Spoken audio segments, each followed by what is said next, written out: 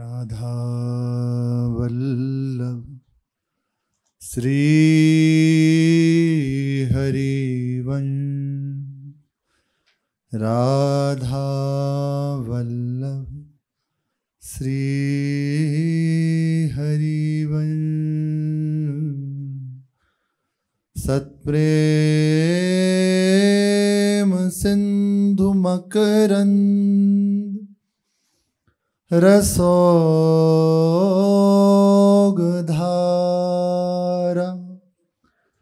सारानजस्रमभिता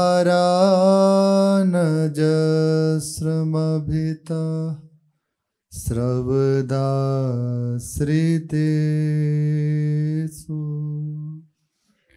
श्रीराधिके तव कदा चरणारविंदम।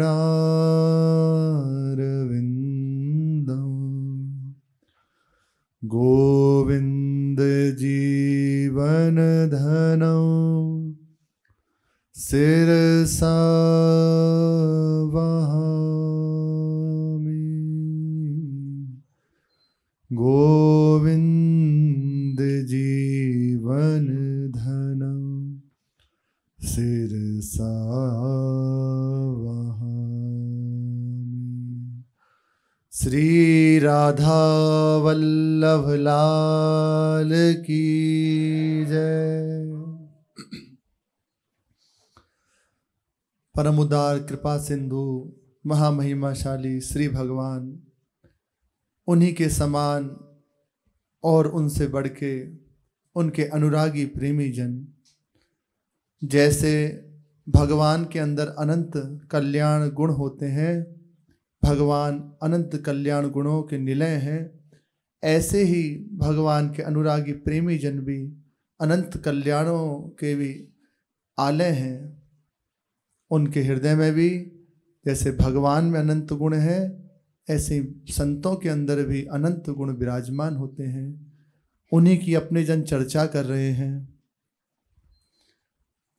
जिनमें अनंत गुणों की चर्चा तो करना संभव ही नहीं।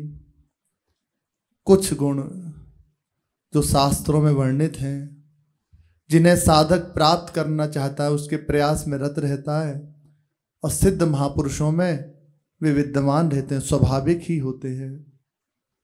इन गुणों की चर्चा चल रही है। 40 गुण पूज्य भाई जी महाराज ने अपनी वाणी में लिखे हैं।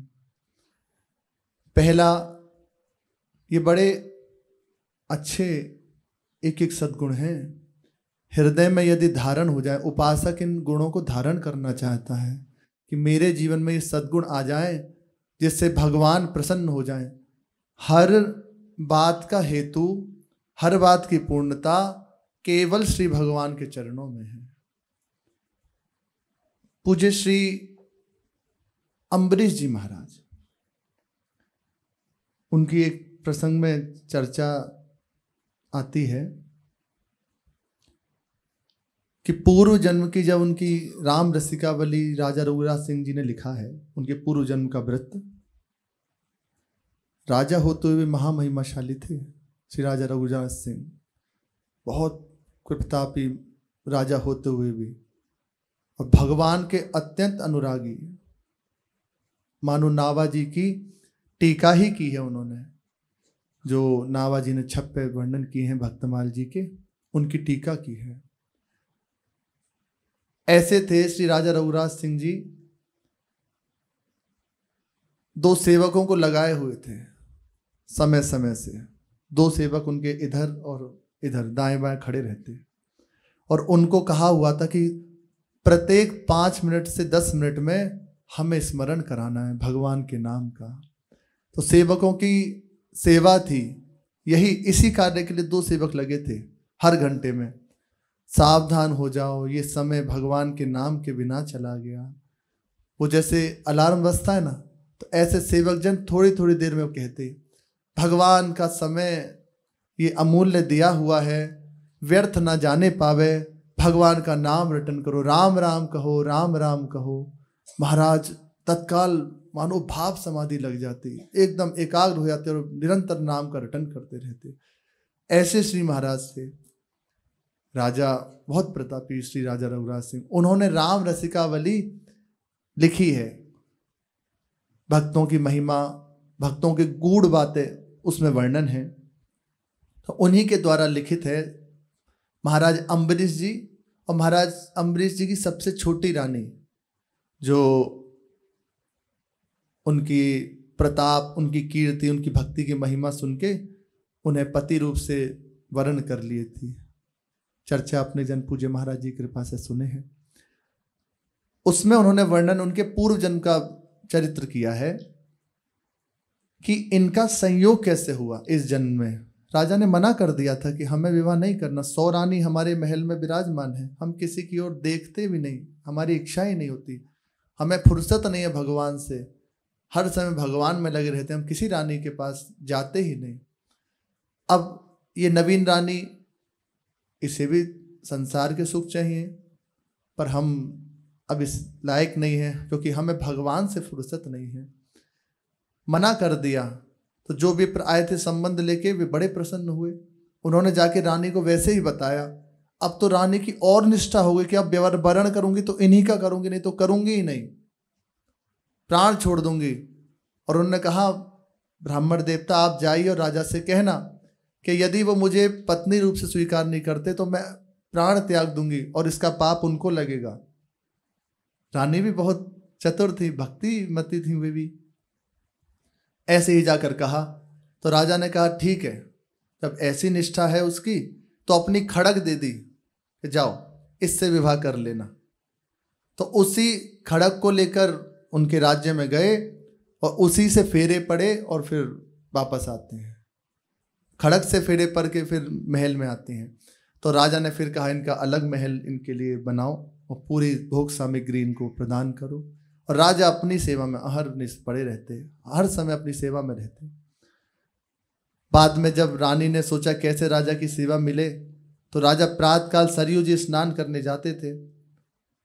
विचार किया कि यही समय है ठाकुर जी की सेवा करने का, तो चुपचाप जाके सुबह ही एक नसेनी से उनके महल में सुंदर चौका बर्तन ठाकुर जी का चंदन अंगराग आदि करके और प्रणाम करके आ गई। 3-4 दिन तक लगातार ऐसा ही हुआ। फिर राजा ने उन्हें पकड़ा और कहा अगर तुम्हें ऐसी ही हृदय में भाव है तो घर में विराजमान करो सेवा। फिर रानी ने सेवा पधराई, राजा उनके यहाँ गए। तो इनके पूर्व प्रसंग की वर्णन करते हुए श्री राजा रघुराज सिंह जी कहते हैं कि आखिर इनका संबंध कैसे हुआ इस जन्म में। ये जो राजा अम्बरीश जी थे, पूर्व जन्म में एक वैद्य थे, और जो रानी थी वो एक ब्राह्मण की पुत्री। अब जो ब्राह्मण पुत्री थी उनको रुग्णावस्था प्राप्त हुई, बहुत ही ज़्यादा स्वस्थ हो गई। वैद्य को बुलाया गया। तो ये अम्बरीश जी ही पूर्व जो वैद्य थे वे पहुँचे वहाँ। उन्होंने उनकी नब्ज पकड़ी, देखा। अब भगवान लीला, रानी की आसक्ति वैद्य से हो गई। बस अब इसी अवस्था में उनका शरीर छूटा। जो दवा दी वो कार्य नहीं करी और इसी भाव से भावित होकर उनका शरीर छूट गया।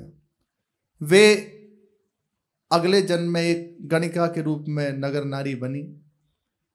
और जो राजा अम्बरीश जी थे वे फिर वहां से अपना शरीर छोड़ के दूसरे जन्म में सुनार बने, स्वर्णकार बने। अब भगवत लीला, देखो संयोग की बात, फिर उनका मिलन हुआ। अब इनकी मित्रता हो गई उन गणिका जी से, जो रानी थी उससे मित्रता हुई, संबंध बढ़ा। तो रानी जो पूर्व जन्म की गणिका थी उनके हृदय में भाव आया कि मैं भगवान शिव का खूब धन था, भगवान शिव का मंदिर बनवाऊं। तैयारी की गई, मंदिर बनवाया गया। और जो राजा पूर्व जन्म में सुनार थे उन्होंने उसमें कलश स्थापित करने के लिए कलश तैयार किया और स्वयं मंदिर पर चढ़ के उसको स्थापित करने के लिए गए। मंदिर में कलश स्थापित हो गया, भगवत विधान की उतरते हुए पैर फिसला और जमीन में गिर के मृत्यु हो गई। जब उस जो गणिका थे उन्होंने देखा कि अब तो हमारे ये मित्र हैं, पधार गए, तो उन्हें लिया अपनी गोद में और सती हो गई, चिता में जल गई। कैसा संस्कार देखो कार्य कर रहा है। चिता में जल गई, जो ही शरीर छूटा उन दोनों का, तो भगवान शिव, भगवान हरि और भगवान ब्रह्मा तीनों प्रकट हो गए। यहां खास बात यह है कहने की कि भगवान के निमित्त कुछ भी किया गया वो महामंगलकारी हो जाता है। संतजन भगवान के हित के लिए होते हैं, भगवान के लिए होते हैं। उनका जीवन अपने लिए कुछ नहीं। जब तक अपने लिए कुछ है तब तक भगवान स्वयं कह रहे हैं वो पाप है। और भगवत समर्पित जो कुछ है वो महामहिमाशाली हो। छोटी सी सेवा भी भगवान को प्रसन्न करने वाली हो जाएगी। भगवत समर्पित विधि हरिहर सब प्रकट हो गए और कहने लगे हमारे हमारे लोक में चलो। सेवा क्या बनी? वो नगर नारी हैं और वो उनके मित्र हैं। देखा जाए तो शास्त्र निंदित है, लेकिन भगवत सेवा बन गई, भगवान की प्रसन्नता का हेतु बन गया। मंदिर तैयार किया और उन्हीं के लिए शरीर छूट गया। तो प्रकट हो गए तीनों देवता और कह रहे हमारे हमारे लोक को चलो। फिर बाद में भगवत इच्छा से विधान हुआ कि इनका एक जन्म और होगा। यही अगले जन्म में राजा अम्बरीश महाराज चक्रवर्ती, पृथ्वी के चक्रवर्ती सम्राट होंगे और ये इनकी सबसे छोटी रानी होंगी। बाद में वही राजा अम्बरीश के रूप में थोड़ी सी सेवा भगवान की, चक्रवर्ती पद प्रदान किया और भगवान की अहेतु की भक्ति, भगवत धर्म में स्थिति प्रदान कर दी। भगवान की थोड़ी सी सेवा। इसलिए भगवत कृपा से हमें जो भी प्राप्त हुआ है, छोटी से छोटी सेवा, उसे ऐसा स्वीकार न करें अरे वो श्रेष्ठ सेवा, ये छोटी सेवा है। नहीं, कोई भी सेवा भगवान की, भगवान के निमित्त या भगवान के प्रेमी जनों के निमित्त कुछ भी किया गया वो भगवान की प्रसन्नता का हेतु हो जाता है। उससे प्रभु रीझ जाते हैं। बार बार ये स्मरण हमारे तो जब से प्रसंग पड़ा यही चल रहा था कि देखो छोटी सी सेवा ये मंदिर, और यद्यपि कहाँ उनका जन्म हुआ, किस उसमें है, लेकिन भगवान की प्रसन्नता का हेतु हो गया। तो उसका प्रभाव जन्म से ही भक्तिमान श्री राजा अम्बरीश जी भगवान के अंश माने जाते हैं। और चक्रवर्ती पद, सुदर्शन चक्र जी उनकी रक्षा में है। भगवान ने निहाल कर दिया, जाओ पूरा जीवन भगवान की सेवा में अर्पित कर दिया। समस्त भूमंडल के चक्रवर्ती सम्राट श्री महाराज अम्बरीश जी और उनकी रानी, वे भी उनसे बढ़ के वैसे ही भक्ति भाव में डूबी हुई। छोटी सी सेवा, थोड़ी सी सेवा, छोटी सी सेवा, थोड़ी सी सेवा, वो भगवान को प्रसन्न करने का हेतु हो गई। और जिन्हें आठों प्रहर सेवा करने का अवसर मिला है उनके भाग्य की क्या सराहना करें। बस महात्म जान जाए। हम दुखी क्यों रहते हैं?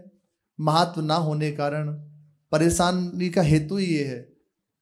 हाथ में मणि विराजमान है पर जानते नहीं तो दुखी दुखी घूम रहे हैं। नाम रूपी मणि प्राप्त है, माया दीपक को तो बुझा सकती है पर मणि के प्रकाश को ढक सकती है ना, इतनी सामर्थ्य नहीं है। श्री गोस्वामी जी महाराज कह रहे हैं नाम राम नाम मणि दीप धरी। ये दीपक घी तेल बाती का नहीं है, ये मणि का दीपक है और इसका प्रभाव ये कभी बुझ नहीं सकता, पहला। और दूसरा, ये अंदर और बाहर दोनों जगह प्रकाश करेगा। राम नाम मणि दीप धरी जीह, जिव्या से कह रहे हैं, ना कि मानसिक या उपांशु, जिव्या पे विराजमान कर लो। जिव्या से जिव्याग्रे वर्तते नाम तुभ्यम, जीव पे नाम विराजमान है। ये नाम रूपी मणि जीव पे विराजमान कर लो। बड़ा सुंदर विश्लेषण है। राम नाम मणि दीप धर जीह देहरी द्वार, तुलसी भीतर बाहसी जो चाहत उजियार। यदि तुम अंदर और बाहर दोनों जगह प्रकाश चाहते हो, उजाला चाहते हो, आनंद चाहते हो, प्रसन्नता चाहते हो कि आप भी प्रसन्न रहो और भी आपकी छाह में जो आ जाए प्रसन्न हो जाए, तो इस नाम रूपी मणि को विराजमान कर लो। यही मणि है। अब हमें मणि प्राप्त है पर महत्व न होने कारण दुखी घूम रहे हैं। हाय विकार परेशान करते हैं, हाय मन नहीं लगता। ये हमारे हृदय की वो है परेशानी। मन परेशान किए, मन चंचल है और नाना प्रकार की बात, हृदय जल रहा है। अरे तुम नाम लेके बैठ जाओ, बस भगवान का नाम, बस जो मन को करना है करने दो, जो हो रहा है होने दो, तुम पकड़ लो बस नाम को। देखो क्या चमत्कार होता है। देखो पूज्य महाराज जी ने तो कृपा करके, प्राय महाराज जी ये संख्या पे ध्यान नहीं देते, पर उस दिन 1 करोड़ से लेके 13 करोड़ तक की संख्या का एक एक वर्णन किया कि इतना जप करने से क्या होगा, इतना जप करने से क्या होगा, फिर 13 करोड़ तक। हमने भी कई जगह ऐसे पूज्य महाराज जी से सुना, संतों से सुना, शास्त्र में पढ़ा कि 14 कोटि जप कर लिया जाए तो उसको पूर्णता प्राप्त हो जाती है। श्री दासबोध नामक टीका में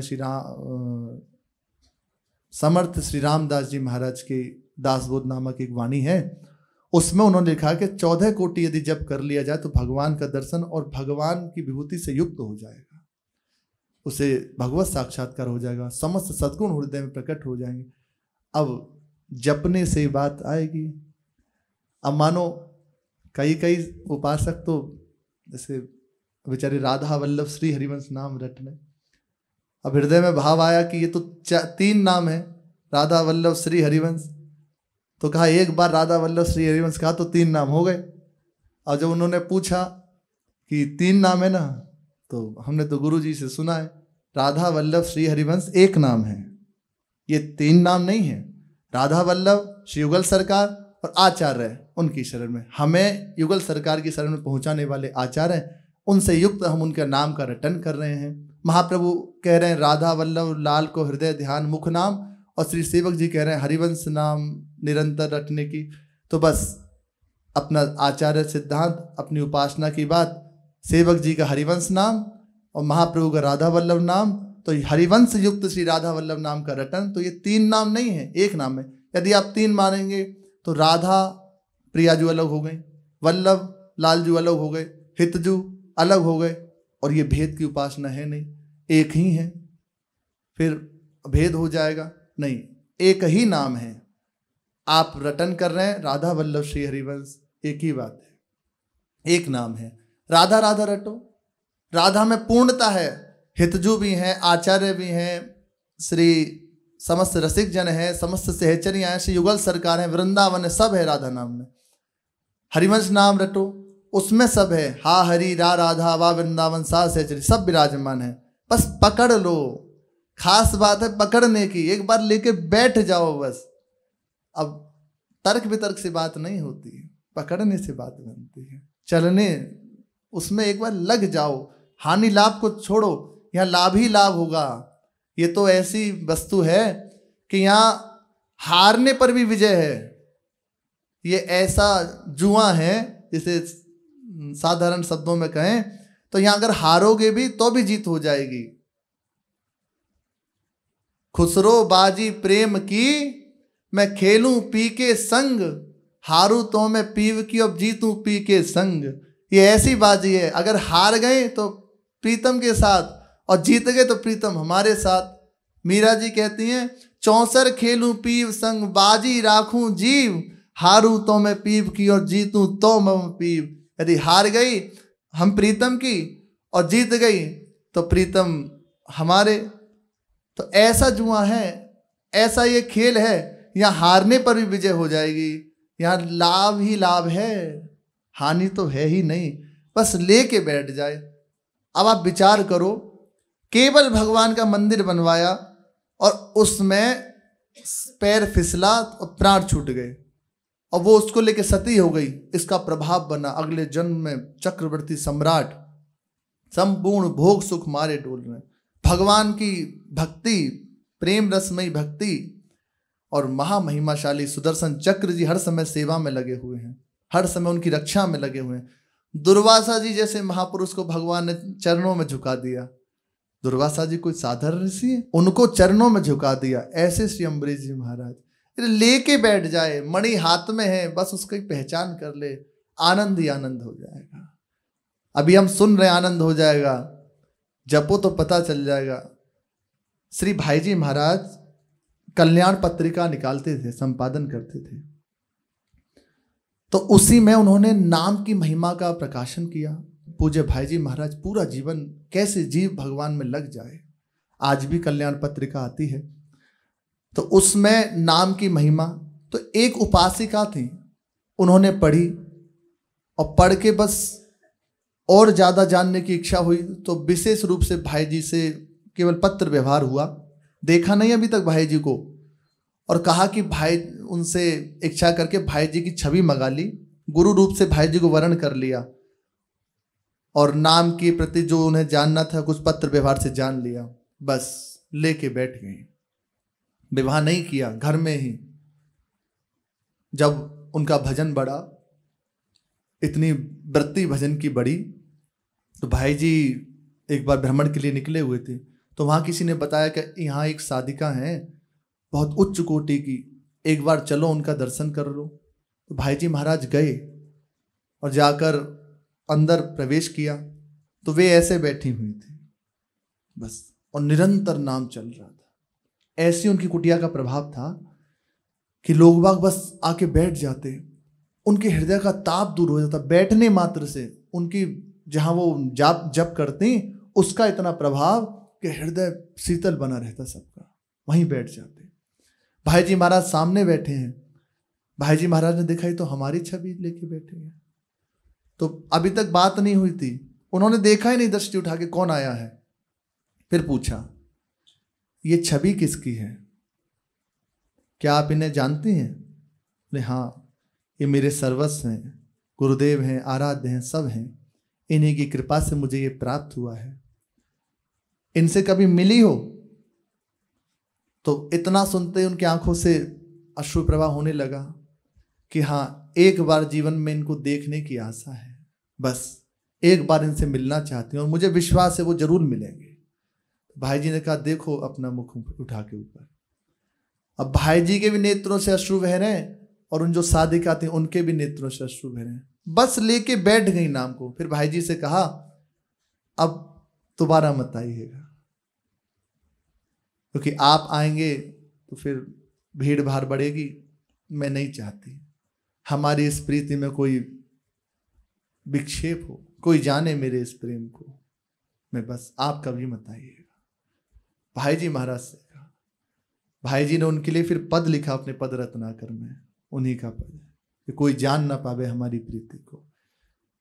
विशेष बात क्या हुई, बस बात पकड़ ली, खास बात है, गुरुदेव का वर्ण कर लिया, अब उनकी बात को पकड़ लो, जो ही बात पकड़ लोगे तो सब बात बन जाएगी, वरना समीप रह के भी बहुत दूरी रहती है, समीप रहते हुए भी बहुत दूरी है। उनकी आज्ञा, उनके वचन को पकड़ लिया। मेरे गुरुदेव ने कह दिया, कल एक उपासक मिले, वे कह रहे थे फिर बाबा हमसे श्री महाराज जी ने कहा तुम ऐसे सेवा करो तो तुम्हें निश्चित प्रियालाल की प्राप्ति हो जाएगी।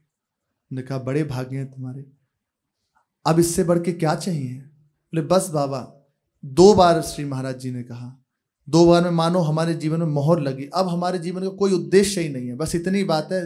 गुरुदेव ने आज्ञा कर दी कि संतों की सेवा करो, तो संतों की सेवा करते हैं और उन्हीं का प्रभाव कि संतों की अब कैसी भी चेष्टा हमारे हृदय पे प्रभाव नहीं डालती। अर्थात अलग अलग स्वभाव के संत हैं, कोई मानो बहुत प्रेम से वार्ता आपसे कर रहे हैं तो कोई खींच के ही बात कर रहे हैं, पता नहीं किस भाव में, तो संतों को समझ पाना बड़ा कठिन है।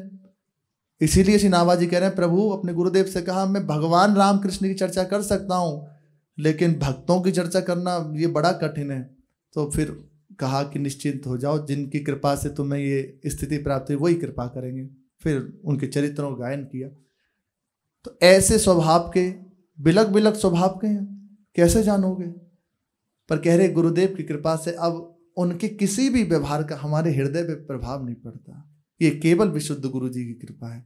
अब हमारे जीवन का इतना ही उद्देश्य है, गुरुदेव ने कह दिया प्रियालाल इसी से प्राप्त हो जाएंगे, बस अब हमें कोई संशय नहीं है इस बात में। कल ही कह रहे थे। तो खास बात है वचन पकड़ ले और चल दे, सब ठीक हो जाएगा, सब ठीक हो जाएगा, भगवान प्रसन्न हो जाएंगे। छोटी सी सेवा केवल अपनी प्रसन्नता के लिए की गई, पर भगवान इतने प्रसन्न हो गए कि इतनी बड़ी उपाधि दे दी। इसलिए भगवत निमित्त जो किया जाए महामहिमाशाली है। और फिर जिनके जीवन में एक ही उद्देश्य है भगवान, उनकी प्रसन्नता, उन्हीं के गुणों से युक्त हैं, उनमें भेद नहीं होता, इतना भी भेद नहीं होता भगवान में, और भगवान के जनों में जरा भी भेद नहीं होता। उन्हीं के गुणों की चर्चा चल रही है, पहला, किसी भी जीव से द्वेष न होना। 28 गुणों की अपने जन चर्चा कर चुके हैं, एक बार इसका श्रवण कर लेते हैं। किसी भी जीव से द्वेष न होना, सबके साथ मैत्री भाव रखना। दूसरा, तीसरा, बिना किसी भेदभाव के दुखी जीवों पर दया करना। चौथा, भगवान के सिवा किसी वस्तु में मेरापन न रहना। पांचवा, शरीर मन वाणी में कहीं मैंपन न होना, ये सब प्रभु का है, ऐसी भाव रखना। छठा, सुख दुख में समबुद्धि रहना।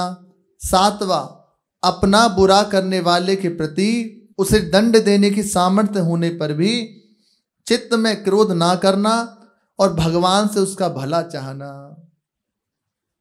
ये केवल संतों में। हरिदास ठाकुर को मार कोड़े जख्मी किया जा रहा है, कष्ट दिया जा रहा है, पर वो यही मना रहे, प्रभु इन सबका मंगल हो। जब जल्लाद कहते हैं ना कि हरि बोल कहता है, तो बस प्रसन्न होते हैं, आनंदित हो जाते हैं कि अब इनका निश्चित मंगल हो जाएगा। इन्होंने 2 बार भगवान नाम ले लिया, हरि बोल कहा, अब इनकी दुर्गति नहीं होगी। भगवान अब इनका मंगल करना, ये संतों के जीवन में ही संभव है। 8वां, अनुकूल और प्रतिकूल वस्तु या स्थिति की प्राप्ति में संतुष्ट रहना। जैसी भी हमें प्रभु परिस्थिति दें उसमें संतुष्ट रहे। 9वां, चित्त का निरंतर परमात्मा के साथ योग युक्त रहना। 10वां, मन इंद्रियों को जीत लेना। 11वां, परमात्मा में दृढ़ निश्चय होना। 12वां, मन और बुद्धि को सर्वभाव से भगवान के अर्पण कर देना। 13वां, अपने किसी भी आचरण से किसी भी जीव को उद्विग्न ना करना। ये बहुत विशेष बात है। हमसे शरीर से, वाणी से, मन के द्वारा कोई भी ऐसी चेष्टा ना हो जिससे किसी भी जीव को दुख पहुंचे। अब जैसे छोटे छोटे जीव हैं, मच्छर हैं, मक्खी हैं, अब हम खेल में उनको पकड़ लिया फिर छोड़ दिया, पता है वो भयभीत होते हैं। जैसे ऐसे पकड़ा ना, वो भयभीत हो गए, हमारे प्राण संकट में पड़ गए, वो इस अपनी बचाव चाहते हैं, एकदम भागते। बिल्ली पकड़ ली, चूहे पकड़ लिए, अब उनको भय दे नहीं, उनके प्राण हैं, उनके हृदय में प्रभु बैठे हैं। अगर जरा भी दुख पहुंचेगा तो आपकी उपासना में अंतर पड़ जाएगा। रक्षार्थ की बात एक अलग है, मानो कोई आप पे प्रहार कर रहा है, तब एक रक्षा के लिए बात अलग है। उन्हें अपने मनोरंजन के लिए बांध लेना, परेशान करना, खेलना नहीं, ये नहीं, उन्हें स्वतंत्र छोड़ दो। इसलिए प्रकृति ने इन्हें स्वतंत्र छोड़ा हुआ है। ये ऐसे नहीं है, सब भगवान के निज जन हैं। भगवान ही इन सब रूपों में, देखो भगवान अवतार भी लेके दिखा रहे हैं। मछली रूप में भगवान ने अवतार लिया, वाराह रूप में अवतार लिया, नरसिंह रूप में अवतार लिया, और देखो तो चराचर रूप में भगवान ही है, दूसरा कोई है ही नहीं। ऐसी दृष्टि प्राप्त करें। अगर ऐसी दृष्टि रहेगी तो किसी भी जीव को फिर दुख देने की बात ही नहीं आएगी। किसी को भी उद्विग्न ना करें, किसी भी जीव को दुख ना पहुंचाएं। अब मच्छर बैठा नहीं, एक मच्छर भी काट रहा है तो आपके पाप का नाश हो रहा है। बिना यदि आपका पाप नहीं तो वो नहीं काट सकता, वो विधान है। किसी भी जीव को हमारे द्वारा दुख ना पहुंचे, और किसी के द्वारा कैसा भी व्यवहार होने पर उद्विग्न ना होना। मानो कोई हमें बार बार कष्ट पहुंचा रहा है वाणी से, शरीर से, उद्विग्न नहीं होना, हमें भगवत विधान देखना है। 15वां, सांसारिक वस्तुओं की प्राप्ति में हर्ष ना मानना। 16वां, दूसरे की उन्नति में डाह ना होना। ये प्राय बना रहता है, ये अच्छे अच्छे साधकों में रहता है, हमसे आगे बढ़ा जा रहा है, बड़ी इसकी उन्नति हो रही है, कैसे क्या करूं, कैसे ये गिरे, ये बहुत गलत है। नहीं नहीं, हमें प्रसन्न होना चाहिए, भगवान इसके मार्ग में कोई बाधा ना आए, ये आगे बढ़ता जाए। नहीं तो संसारिकता हो गई। संसार में यही तो हो रहा है, कोई आगे बढ़ता है तो उसको पैर खींचने की वो चेष्टा करते हैं। परमार्थ में ऐसा नहीं, भगवान के मार्ग में ऐसा नहीं, वो और आगे उसको हाथ लगाता है। चल, कहीं भी यदि त्रुटि हो रही है, कहीं तुझे ऐसा लग रहा है कि मैं लड़खड़ा रहा हूँ, चल आगे बढ़, अपने भजन बल, भगवान की प्रार्थना, बस वो और सहयोग देता है। तो किसी से डाह ना होना। 17वां, परमात्मा को नित्य अपने साथ समझकर सदा निर्भय रहना। मेरे प्रभु हर समय मेरे साथ हैं, तो भय किस बात का करना, मेरे प्रभु है ना, हर समय उनकी अनुभव करना, उनकी उपस्थिति का अनुभव करना। 18वां, किसी भी अवस्था में अशांत ना होना। 19वां किसी भी वस्तु की अपेक्षा ना होना। 20वां मन वाणी शरीर से पवित्र रहना। 21वां अहित के त्याग और हित के ग्रहण में चतुर होना। ये सत्संग से विवेक जागृत हो जाता है। और सत्संग की बात, नाम का रटन आप जितना करेंगे ना तो सत्संग की बात हृदय में ठहरने लगेगी। ये प्राय होता है हम बात सुनते तो हैं पर फिर पता नहीं क्या होता है, फिर हवा चल जाती है। सत्संग सुनते हैं, अच्छा लगता है, फिर बाद में पता नहीं वो वृत्ति हावी हो जाती है। उसका कारण है हमारे हृदय में पात्रता जागृत नहीं हुई, हम उस बात को पकड़ नहीं पा रहे। उसको पकड़ने के लिए खूब नाम का रटन करें, प्रभु की लीलाओं का गायन करें, तो हृदय में ऐसी सामर्थ्य आ जाएगी कि हम सत्संग की बात को समझ सकें। उससे विवेक जागृत हो जाएगा और उस विवेक से सत असत में हम निश्चय कर पाएंगे।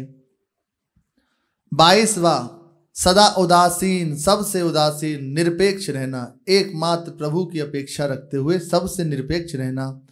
23वां मानसिक व्यथा का सर्वथा अभाव। 24वां आसक्ति और कर्तापन के अभिमान से कोई भी कर्म आरंभ ना करना। भगवान की प्रेरणा से हो रहा है, भगवान की प्रसन्नता के लिए हो रहा है तो बंधन नहीं होगा। और यदि कर्तापन से युक्त होकर, आसक्ति से युक्त होकर करोगे तो बंधन हो जाएगा। हम भगवत भक्त का जीवन केवल भगवत प्रसन्नता के लिए होता है। सब कर्मों का आरंभ परमात्मा की लीला से होता है, ऐसा मानना। भगवान ही इसके आदि कारण है। 25वां अनुकूल की प्राप्ति और प्रतिकूल के विनाश में हर्ष ना होना। अनुकूलता प्राप्त हो रही है तो बहुत हर्षित है, प्रतिकूलता नष्ट हो रही है बहुत हर्षित है, नहीं, सम रहो, भगवान का विधान है। और फिर आगे कह रहे हैं 26वां प्रतिकूल की प्राप्ति, प्रतिकूलता प्राप्त हो रही है और अनुकूलता का नाश हो रहा है तो उसमें द्वेष होना कि ऐसा क्यों है, दुखी है, नहीं, मेरे प्रभु का विधान है। आप हर समय प्रभु में आप रहो तो सब मंगल मंगल है। और उनको छोड़ के कुछ भी पकड़ लिया तो परेशानी ही परेशानी है। भगवान ही एकमात्र मंगल का स्वरूप है। उनको छोड़ के कुछ भी पकड़ोगे, रुपया, पैसा, स्त्री, पुत्र, धन, कुछ भी जगत को, वो केवल दुख देगा। और भगवान को पकड़ लो, ये सब पीछे पड़े रहेंगे। संतों का जीवन देखो ना, वो केवल भगवान के आश्रित है तो सब वैभव मारा डोल रहा चल रहा है। 27वां किसी भी स्थिति में शोक ना करना। 28वां किसी भी वस्तु की कामना ना होना। यहां तक चर्चा हुई थी। अब आगे कह रहे हैं 29वां शुभ और अशुभ कर्मों का फल त्याग कर देना।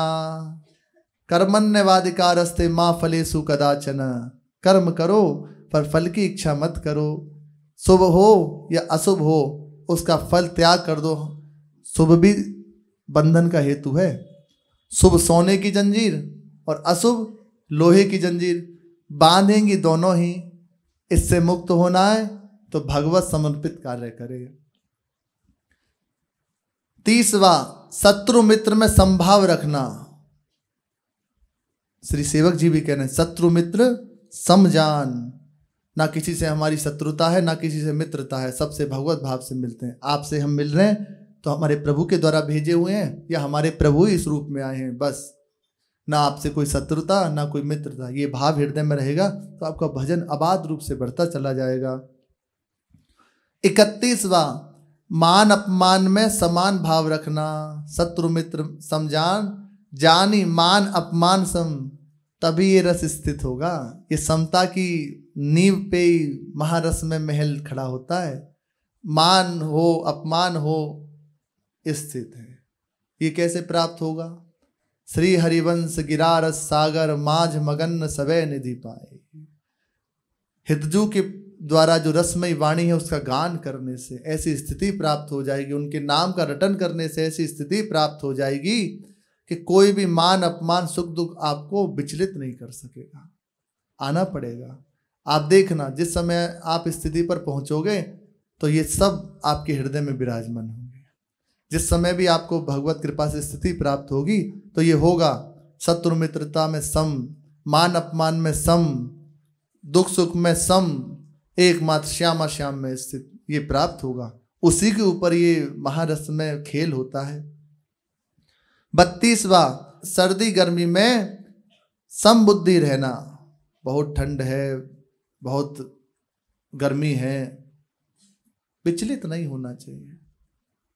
ऋतु है, समय है, कुछ समय बाद फिर निकल जाएगी। जैसा आप अभ्यास डाल लोगे वैसा अभ्यास पड़ जाएगा। आपको अभ्यास पड़ गया हर समय एसी में रहने का, तो गर्मी परेशान करेगी। और अभ्यास ही डाल लिया, मानो संतजन तो ना पंखा ना लाइट ना कुछ हो, वैसे ही बैठे, तो अभ्यास हो गया ना। इस शरीर को जैसे आप भाव में डाल लोगे वैसा ही हो जाएगा। तो इसमें समान भाव रहना चाहिए। थोड़ा कठिन है, पर यदि भगवत कृपा का आश्रय लेकर प्रयास किया जाए तो सहज भी है।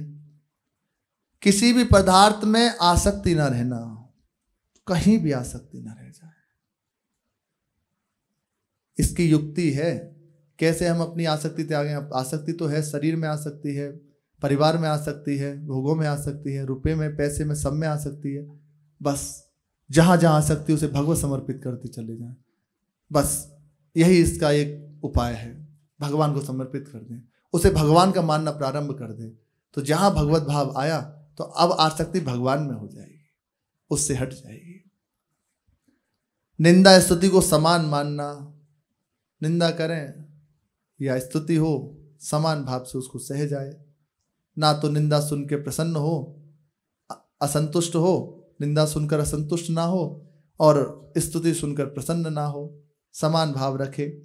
नाम का आप रटन करो, ये सब स्थिति प्रदान कर दे। वो ऐसी सामर्थ्य हृदय प्रदान कर देता है कि ये भाव ढूंढने नहीं पड़ेंगे, धारण नहीं करने पड़ेंगे, खुद ब खुद हृदय में स्फुरित हो जाएंगे। 36वां, वाणी से सत चर्चा के सिवा और कोई बात ना करना, मन से सदा भगवान के स्वरूप का मनन करते रहना। वाणी सत्य में स्थित और मन हर समय उनका ध्यान कर रहा है। थोड़ी देर अभ्यास करना चाहिए एकांत में बैठ के प्रभु के स्वरूप का। जैसे जैसे आसक्ति होगी ना उनके स्वरूप में, तो वैसे वैसे निरंतर उनका चिंतन बना रहेगा। जो हम ठाकुर जी देख रहे हैं, युगल सरकार विराजमान है, राधा वल्लभ जी, बिहारी जी, राधा रमन जी, इनका दर्शन कर, अपने घर में ठाकुर जी, इन्हीं का चिंतन करना चाहिए। नख से सिख तक, सिख से नख, मानो परिक्रमा करने उनके स्वरूप की, तो इससे बहुत जल्दी मन पंगु हो जाएगा, आसक्ति होने लगेगी। 37वां, शरीर निर्वाह के लिए जो कुछ भी मिल जाए उसी में संतुष्ट रहना। जो भी आपको प्राप्त हो संतुष्ट है। 38वां, घर द्वार को अपना ना मानना। तो को लौट फिर के बात यहीं आ जाती है, ये सब भगवान के जन है, मैं भगवान का हूं, ये भगवान की प्रसन्नता के लिए है, ऐसा भाव रखना।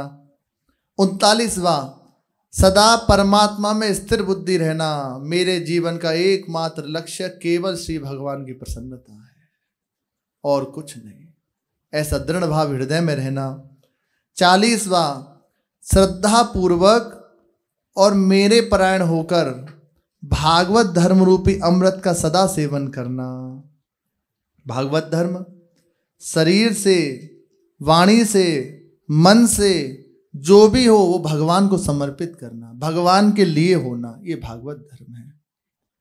नवयोगेश्वर संवाद में वर्णन है, भगवान के समर्पित होना, सदैव भगवान के अनुकूल रहना। ये सब गुण सिद्ध संतों में तो विराजमान होते हैं, संतों में तो होते ही हैं। साधक इन गुणों को धारण करना चाहता है, प्रयासरत रहता है कि ये सद्गुण मेरे अंदर आ जाएं। सत्य स्वरूप परमात्मा में नित्य स्थित होने के कारण संत के अंदर बाहर की चेष्टा और क्रिया एक एक सद्गुण और सदाचार ही है। केवल इतने ही 40 ही नहीं, अनंत, वे जो कर रहे हैं सब सद्गुण है। पर हम शास्त्र के अनुसार कुछ समझ सकें इसलिए इनका व्याख्या की गई है, चर्चा की गई है। वस्तुतः भगवान की कृपा से ही संत को जाना जा सकता है और भगवान की कृपा से ये सद्गुण हृदय में धारण हो सकते हैं।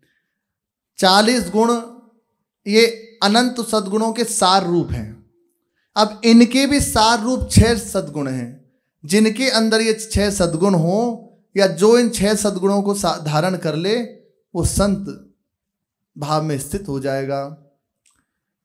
पहला, नित्य सत्य परमात्म स्वरूप में या भगवत प्रेम में अचल स्थिति।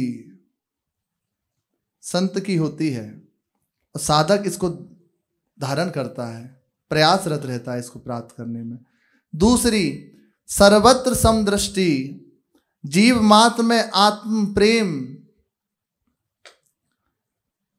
दूसरा ये सद्गुण है। 40 के भी सार 6। तीसरा, राग द्वेष काम क्रोध और लोभ अभिमान आदि मानसिक दोषों का और मान बढ़ाई प्रतिष्ठा की इच्छा का सर्वथा अभाव। सुन रहे हैं, पर ये महामहिमाशाली हैं, अभी सुन रहे फिर थोड़ी देर में भूल जाएंगे वैसे ही। इसलिए जितना आप नाम का रटन करोगे, जितना भगवान नाम का रटन होगा, तो हृदय में इनको धारण करने की सामर्थ्य आएगी। वस्तु रखने के लिए भी तो कुछ चाहिए, अब उसके लिए ये चाहिए नाम की पात्रता। खूब नाम का रटन हो तो हृदय में ये स्वयं समस्त सद्गुण प्रकट हो जाएंगे। नाम भगवान का सार स्वरूप है, नाम भगवान अधीन हो जाते हैं, हृदय में आके बंदी हो जाते हैं। और जिसके हृदय में भगवान आके बंदी हो गए तो कुछ बाकी रह जाएगा। नाम का रटन करें, खूब नाम का रटन हो। चौथा, स्वाभाविक ही समस्त प्राणियों के हित में रहती है। सब जीवों में प्रीति का भाव है, किसी से भी कोई द्वेष, किसी के प्रति घृणा भाव नहीं, सबसे हित करने का भाव। पांचवा, शांति, सरलता, सम, दम, शीतलता, त्याग, संतोष, दया, अहिंसा, सत्य, निर्भयता, अनासक्ति, निष्कामता, निरअहंकारता, निर्ममता, स्वाधीनता, निर्मलता, क्षमा, सेवा, तप आदि सद्गुण और सदाचारों का पूर्ण विकास ये संत के जीवन में होता है। और छठा, हर एक स्थिति में अखंड असीम आनंद, घोर कष्ट में जीवन हो। देखो बाहर कहाँ जाना, श्री महाराज जी साधारण कष्ट नहीं है, भयानक कष्ट है। किसी को बुखार हो जाए तो सोचो उसकी दशा क्या होती है, पर स्थिति देखो, मुख कमल हर समय से प्रफुल्लित रहता है। क्यों? स्थित है, अवस्था में स्थित। इसका कोई प्रभाव नहीं बाहरी वस्तु का, कैसी भी भीषण दशा हो नहीं में स्थित है, अखंड आनंद में स्थित है, कोई प्रभाव नहीं। ये है अपने सामने ही, ये तो भगवत कृपा है कि सामने सब देखने को मिल रहा। ऐसी अवस्था है, घोर कष्ट में शरीर की दशा, लेकिन महान आनंद में स्थित है। मुख कमल देखो तो आपका हृदय का दुख दूर हो जाए, उनका दर्शन कर लो, स्मरण कर लो तो आपका दुख दूर हो जाए। ऐसे ये समस्त गुण साधु के अंदर होते हैं। साधक इनको धारण करना चाहता है, प्रयासरत रहता है। ऐसे समस्त गुणों से युक्त पूज्य श्री भाई जी महाराज, मानो मूर्तिमान इन गुणों के स्वरूप भाई जी महाराज, इनकी चर्चा अपने जन शेष आगे। श्री राधा वल्लभ लाल की जय।